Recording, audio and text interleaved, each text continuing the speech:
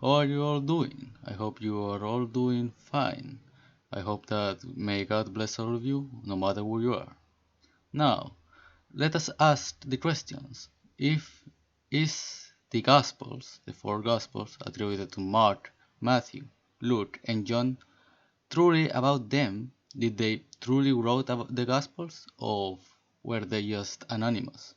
Meaning that some random people that we do not know who they are wrote the Gospels, and then with centuries later on, we started to believe that it was the disciples, if that's true or not. So let us go into the evidence. And the evidence that we find is that all manuscripts that we have share the same names, and they do not have conflicting authorship. This is very important. Craig Evans says the following: adds an even stronger argument. He states, in every single text that we have where the beginning or the ending of the word survives, we find the traditional authorship. Evans summarizes, there are no anonymous copies of the Gospels, and there are no copies of the canonical Gospel under different names, unless evidence to the contrary shall surface. We should stop talking about anonymous Gospels and late on historical superscriptions and subscriptions. Okay, this is very important because he is saying that all the manuscripts we have share the same names, and there is no conflicting authorship, no tradition that says otherwise. This is very important because if it was anonymous, we would expect that. We would expect that we will find conflicting authorship. However, we do not find that. Now, if they are also fabricated, meaning that they are anonymous, and the disciples did not write it, then why would they use disciples like Mark and Luke? Because Mark and Luke, they never met Jesus. They were friends of the disciples, they became disciples, but they were not with Jesus. They did not saw Jesus. So if you are going to lie and to fabricate a gospel, I would expect you to use the name of Mary, of Peter, of James, of Thomas, no, not of Mark and Luke who never met Jesus. Let us look now at the manuscripts. This is what we find in the book The Case for Jesus of the same scholar that I just presented to you. Now, the manuscript evidence. And in the manuscript evidence, we don't find any anonymous gospel. We can see all the Gospels according to Matthew, to Matthew, to Matthew, to Mark, to Mark, to Mark, to Luke, to Luke, to John, and they all agree. There is no anonymous Gospel. They all agree, which is something very important. Now, in the video of Testify, another Christian apologist, he made a video on the same topic. Actually, many videos. I recommend you to look, to watch those videos because they are really good. Okay? There we can find that the same thing, that all the manuscripts we have that say according to Matthew, they are to Matthew. That say that according to Mark, they are to Mark, to John, according to John, and Luke according to John. If they were anonymous, we would expect a conflicting authorship. However, we do not find anything, which is a very convenient coincidence, don't you think? Because it's not. I mean, it's a coincidence that you not expect. It's very improbable if it was anonymous. Now, we do actually have an anonymous text in the New Testament, yes, and that is the letter to Hebrews. Notice the variety of suggested authors. Some manuscripts remain anonymous. Some says Hebrews was written by Timothy, others by Paul. The title of one manuscript even explicitly states that it was written anonymously. Anonymous. The same thing is true among ancient Christian writers. Some early church writers say Paul wrote Hebrews, but didn't identify himself. Others say that it was Luke, translated Paul's letters from Hebrew into Greek. Others say that was Barnabas, and others say that it was Clement, the bishop of Rome. In the page of Wikipedia about the Epistle of Hebrews, we find the following. We find that Tertullian thought that it was Barnabas who wrote the letter, and there we can find it. we find the same thing about in Origen of Alexandria. He thought that it was either Luke or Clement of Rome, and Martin Luther proposed Apollos. So yes, you have many supposed authorship, many supposed authors, because they do not agree, because they do not know. However, with the Gospels, as we have already seen, that does not happen. Now, one of the arguments for the anonymous Gospels is that Matthew identifies himself in third person, and they say, well, if it was Matthew who wrote the Gospel, wouldn't he say I or we? However, this can be very easily refuted looking at other words of the similar dates, okay, of ancient time. And we find that in the following, we found that Xenophon, he wrote of himself in third person.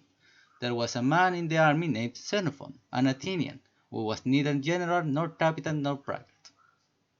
We also find that even Josephus wrote about himself in third person of the word. Book 3, chapter 8. Josephus writing about himself. However, in this extreme distress, he was not, meaning himself, destitute of his usual sagacity, but trusting in himself to the providence of God, he put life into hazard. So Josephus wrote about himself in third person. So it's not really a problem if Matthew does the same thing. It doesn't mean that he did not write the gospel. He just speaking of himself in third person because the protagonist of the gospel is Jesus. That is what the people who read the gospel expect. That is what they want, not Matthew. He probably doesn't write I in order to do not give importance to himself. It would be a reason of why. But it's not a problem if he talks about himself in third person. Now, we also find that we have an entire tradition of the church fathers agreeing with the names. For example, Justin Martyr. For the apostles in the memoirs composed by them, which are called Gospels, have thus delivered unto us what was enjoined upon them, that Jesus took bread and he gave thanks. Remember that in the PowerPoint that I'm presenting to you, you have the sources, so you can go and read them by yourself. Because I do not lie. I don't like to lie. Lying is bad. We also find that Tatian, the disciple of Justin, he tried to make a compilation of the four Gospels of Matthew, Mark, Luke, and John, and he tried to make a single a gospel that had the four stories summarized into one. So even he agreed that in the authorship, and he did not accept it, the the other um, the other gospels like the Gospel of Thomas and Mary, and the main reason is because they did not exist yet, because they were from the second century. So yes, the four gospels that are attributed to Matthew, Mark, Luke, and John, they were the most early first century gospels, making them more reliable. Now, we also find that Eusebius wrote the following. Quoted Papias as stating that Mark was very accurate when recording the speech of Peter, but Matthew collected composed the orators, the logia or the sayings in the Hebrew language, but yes, yes. And then we find, quoting Irenaeus, Eusebius wrote, "Now Matthew published among the Hebrews a written gospel, also in their tongue and dialect." In Clement of Alexandria, we find the following. Marcus, my son salutes you. Mark, the follower of Peter, while Peter publicly preached the gospel at Rome, before some of Caesar's authorities, and adduced many testimonies to Christ, in order that thereby they might be able to commit to memory what was spoken by Peter, wrote entirely what is called the Gospel according to Mark, as Luke may be recognized by the style both to have composed the Acts of the Apostles and to have translated Paul's epistles to the Hebrews. So Clement of Alexandria agrees too. Tertullian, we find the following. We lay it down as our first position that the Evangelical Testament has apostles for its authors, to whom was assigned by the Lord himself this office of publishing the gospel. Since, however, there are apostolic men also, they are yet not alone, but appear with apostles and after apostles, meaning a tradition after them. Because the preaching of disciples might be open to the suspicion of an affection of glory if they did not accompany it with the authority of the masters, which means that of Christ. For it was that which made the apostles in their masters. Of the apostles, therefore, John and Matthew first instilled faith into us, while of apostolic men Luke and Mark renewed it afterwards. These all start with the same principles of the faith. So yeah. Then we can read in the following in Irenaeus, who was a disciple of Polycarp, who was a disciple of John. So yes, Irenaeus is very important because of that. Who indeed do all equally and individually possess the gospel of God, Matthew also issued a written gospel among the Hebrews in their own dialect.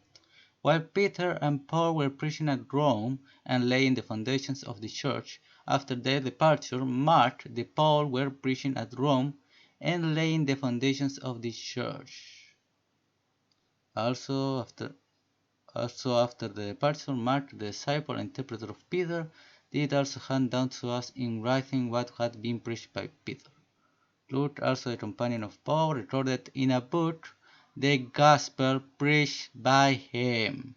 Afterwards, John, the disciple of the Lord, who also had learned about his breast, did himself publish a gospel during his residence at Ephesus in Asia.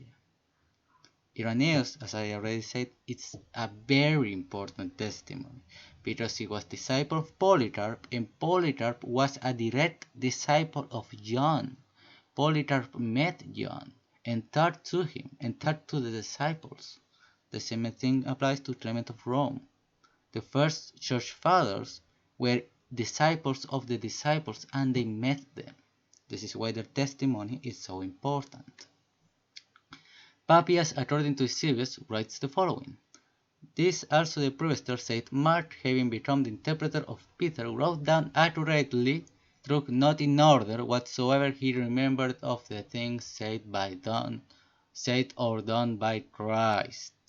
For he neither heard the Lord nor followed him, but afterward, as I said, he followed Peter, who adapted his teaching to the needs of his hearers. So there you have it. Mark also wrote the things of Jesus.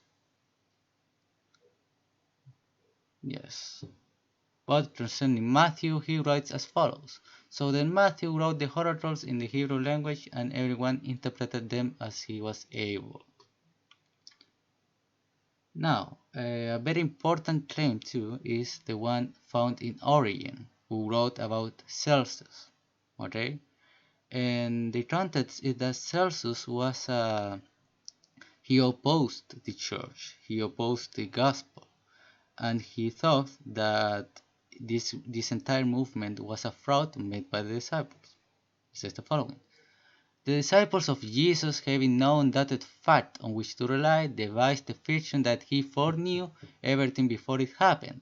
This is a very important claim, very funny because it's still used to this day. Well, it says the following. Not observing or not wishing to observe the love of truth which actuated the writers who acknowledged that Jesus had told his disciples beforehand. Okay, so yes, he was very opposed to the Gospels, as you can see. It says the following. Now, if they had not been lovers of truth, but as Celsus supposes, inventors of fiction. And in the chapter 16 says the following. Exceedingly weak is his assertion that the disciples of Jesus wrote such accounts regarding him by way of substantiating the charges that turned against him. Again, this is very important because you have Celsus, an opposer to the church, admitting that the disciples wrote about Jesus and that the Gospels were made by Jesus' disciples.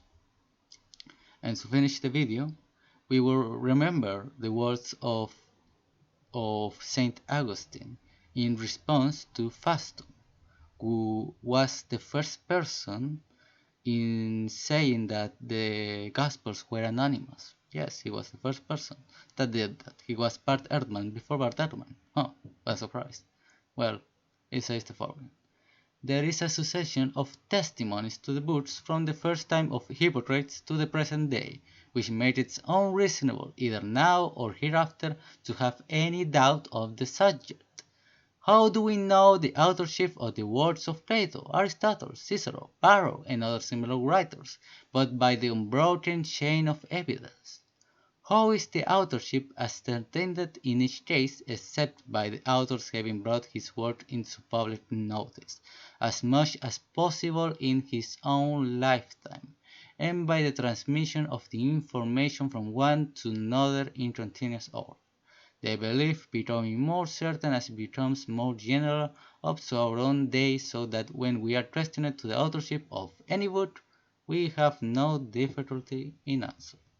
So yes, we don't really have many good reasons to doubt the traditional authorship of the Gospels. I mean, you can still be skeptical, but I don't think it's a good idea. I don't think it's rational when you have the entire church. You have all manuscripts that agree who wrote the Gospels. It's like being skeptical for the sake of it. Well, I hope that you have liked the video.